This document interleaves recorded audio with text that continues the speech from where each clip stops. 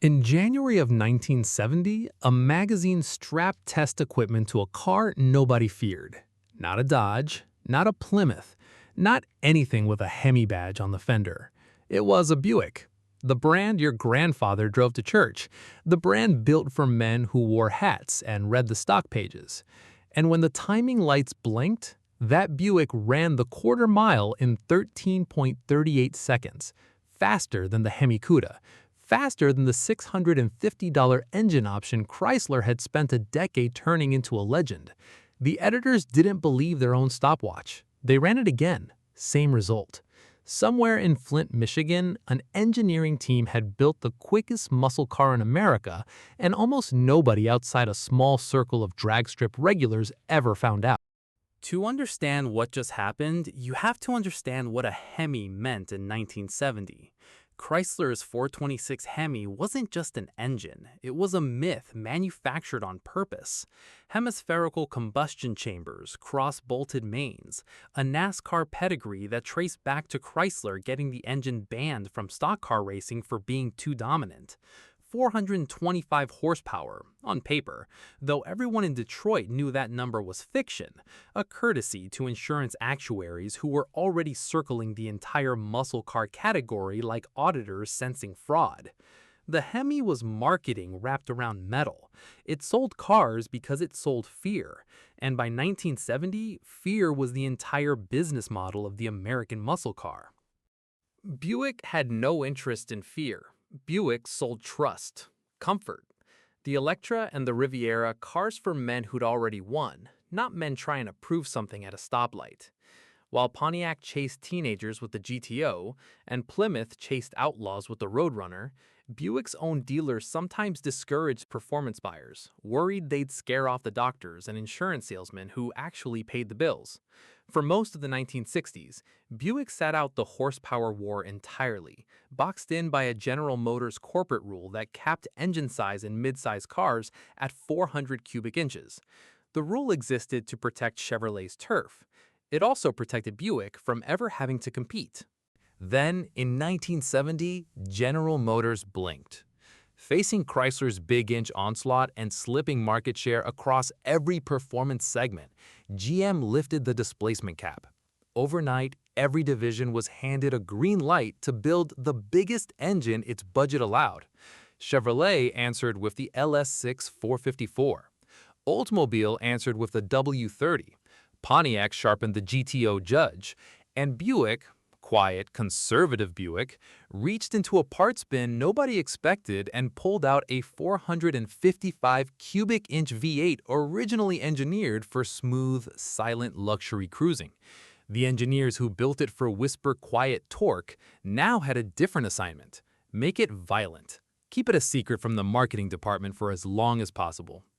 The result was called the GSX, Grand Sport Extra, an appearance and handling package wrapped around the existing GS 455, built to compete directly against the Judge, the LS6, and the Hemi cars from Highland Park.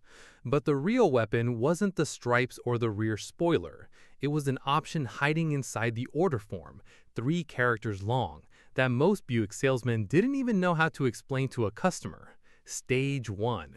It sounded like a diagnosis. It was closer to a declaration of war. Stage 1 wasn't a bolt-on. It was a recalibration of the entire engine's personality.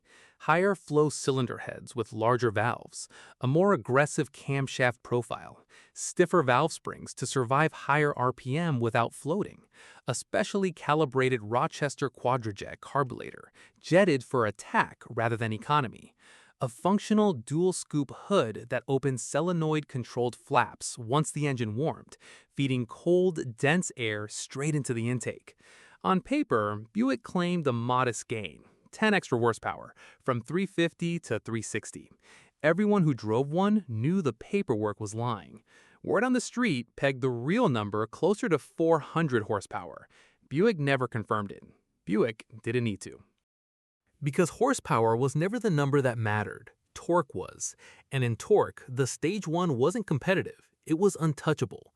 510 pound-feet at a low, usable RPM from an engine that weighed roughly 150 pounds less than Chevrolet's own 454 big block. No muscle car built in 1970, not the Hemi, not the LS6, not the 429 Quadrajet, matched that torque figure. It was, and for decades remained, the highest torque rating of the entire muscle car era. Horsepower wins arguments in a bar.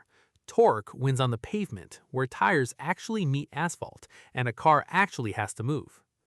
Motor Trend put a Stage 1 on the strip in January of 1970, expecting a comfortable, quick, forgettable performance car. What they clocked was 13.38 seconds at 105.5 miles per hour, with a 0 to 60 time of just 5.5 seconds. The magazine called it, in print, the fastest muscle car they had ever tested. Not the fastest Buick, the fastest muscle car, period. A sentence no one at Chrysler, Ford, or even Chevrolet's own engineering department wanted to read over their morning coffee. Set that number next to the competition, and the story gets uncomfortable for Chrysler loyalists. Motor Trend's own test of a 426 Hemi Cuda months earlier had produced a quarter mile of 13.78 seconds, 0.4 of a second slower. Car and Driver's test of the Chevelle SS with the LS6 454, 450 horsepower on paper, ran 13.8. A 425 horsepower Hemi and a 450 horsepower LS6, both beaten in the same magazine's own numbers by a Buick advertised at 360. The horsepower race was a myth the entire industry had agreed to keep believing in. Here is why torque won the argument that horsepower couldn't. A quarter mile isn't decided by an engine's peak number on a dyno sheet. It's decided by how much twisting force a car can put down the moment the light turns green before the engine ever reaches the RPM where its peak horsepower even exists. The Stage 1's torque arrived early and arrived enormous, and Buick's engineers paired it with gearing and a turbo-hydromatic transmission tuned to exploit exactly that. The Hemi needed to be revved to unleash its violence. The Buick was already violent, standing still, at idle. None of this stayed secret for long, and that was the problem. By 1970, insurance companies had started treating muscle cars as actuarial threats, not marketing triumphs. Premiums on high-performance models were climbing fast enough to price out the 18 to 25-year-old buyers who actually wanted them. Chrysler, Ford, and GM were all quietly bracing for a category collapse that had nothing to do with engineering and everything to do with spreadsheets in Hartford, Connecticut. Buick, ever risk-averse, had no appetite for building a car that made headlines for the wrong reasons. The GSX Stage 1 wasn't hidden by accident. It was hidden by temperament. The numbers prove it. Buick built only 678 GSX hardtops for the entire 1970 model year. Of those, just 400 were ordered with the Stage 1 engine, a car capable of embarrassing Detroit's most famous engine, and fewer than half of 1% of Buick's total production run even carried it. Priced at nearly $1,200 as an option package, on top of an already expensive GS, it was never built to be a volume seller. It was built to prove a point to General Motors' own boardroom, and then, quietly, to disappear. Which brings us to the real reason it's forgotten, and it has nothing to do with the engineering. It's institutional. Buick's marketing department, built for decades around comfort and prestige, simply didn't know how to sell a street fighter. There was no national ad campaign daring you to race a GSX Stage 1, no cultural moment, no movie car, no rock song. Plymouth had the Roadrunner cartoon. Pontiac had Teenage Rebellion built into the GTO's entire identity. Buick had two paint colors, Saturn Yellow and Apollo White, and a sales force more comfortable discussing trunk space than torque curves. The fastest muscle car in America was sold by people who didn't fully believe in it. The window closed almost as fast as it opened. 1971 brought lower compression ratios across the entire industry, mandated to run on the unleaded fuel the EPA was about to require.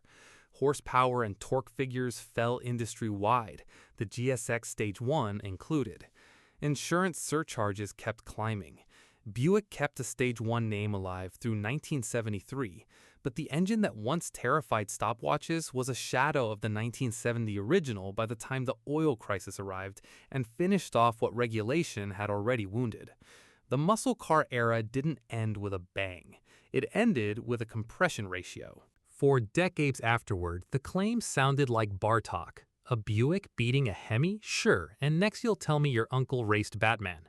Then in the 1980s, an influential ranking of the 50 fastest muscle cars in history listed the 1970 GS Stage 1 above every Chrysler Hemi car on the list. The controversy it triggered has never fully settled. Hemi loyalists have spent 40 years rerunning the numbers, hunting for asterisks, insisting on rematches, and the debate itself is the proof of how good the Buick actually was. Nobody stages a decades-long argument over a car that couldn't back up the claim. Today, an original numbers-matching 1970 GSX Stage 1 is a six-figure collector car chased by buyers who understand exactly what they're looking at, even as the general public still can't name it. The Hemi got the movies, the merchandise, the mythology. The Buick got a stopwatch, a magazine headline, and half a century of obscurity. Which raises the question worth sitting with. How many other boring brands in how many other industries are quietly holding the record nobody's bothered to check? The fastest thing in the room isn't always the one making the most noise about it.